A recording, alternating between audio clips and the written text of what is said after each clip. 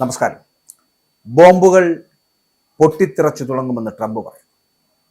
സമാധാനം കനൽ വഴിയിലാണ് ട്രംപ് ഇറാനിൽ.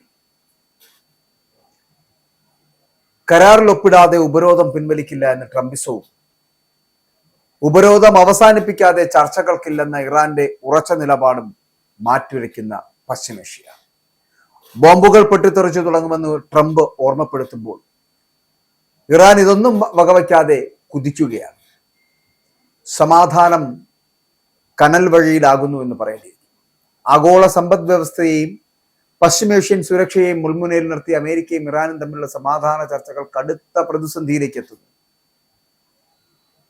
പാകിസ്ഥാൻ തലസ്ഥാനമായിട്ടുള്ള ഇസ്ലാമാബാദിൽ നടക്കേണ്ട ഉച്ചകോടിയിൽ ഇറാൻ പങ്കെടുത്തില്ല.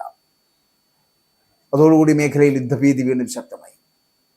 US ഏർപ്പെടുത്തിയ നാവിക ഉപരോധം അവസാനിക്കാതെ ചർച്ചകൾക്കില്ല എന്നുള്ള ഉറച്ച നിലപാടിൽ ഇറാൻ എത്തുന്നു. എന്നാൽ കരാറിൽ ഒപ്പിടാതെ ഉപരോധം പിൻവലിക്കില്ലെന്ന് അമേരിക്കൻ പ്രസിഡന്റ് ഡൊണാൾഡ് ട്രംപ് വ്യക്തമാക്കിയതോടുകൂടി നയതന്ത്ര നീക്കങ്ങളൊക്കെ പാതി വഴിയിൽ തടസ്സപ്പെടുന്നു.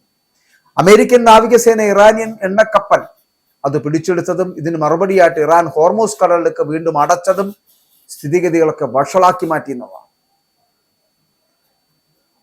ഉടൻ തന്നെ ഒരു ധാരണയിലേക്ക് എത്തുന്നില്ല എന്നുണ്ടെങ്കിൽ ബോംബുകൾ പൊട്ടിത്തെറിച്ചു തുടങ്ങുമെന്ന് ട്രംപ് മുന്നറിയിപ്പ് നൽകുകയാണ് ഇറാൻ.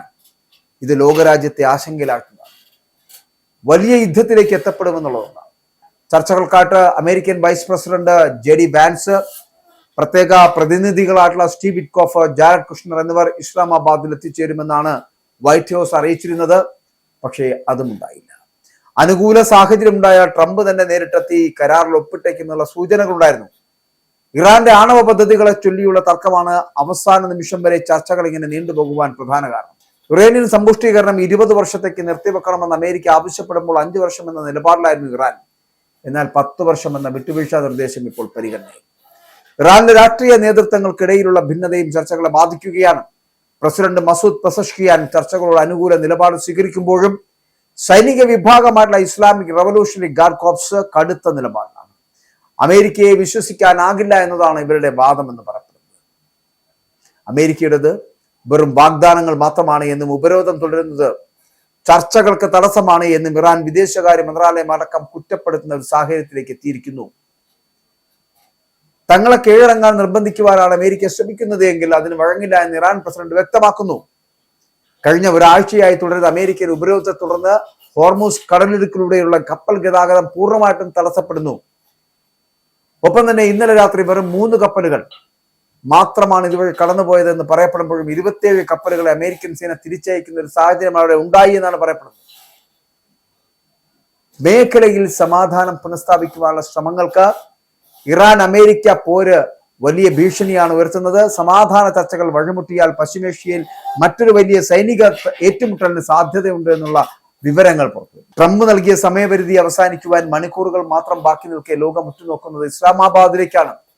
ഇറാന്റെ ഭാഗത്ത് നിന്നും സൈനികമായിട്ടുള്ള തിരിച്ചടി ഉണ്ടായാൽ അത് നേരിടുവാൻ തയ്യാറാണ് എന്ന് US പ്രതിരോധ വിഭാഗം അറിയിക്കുകയാണ്.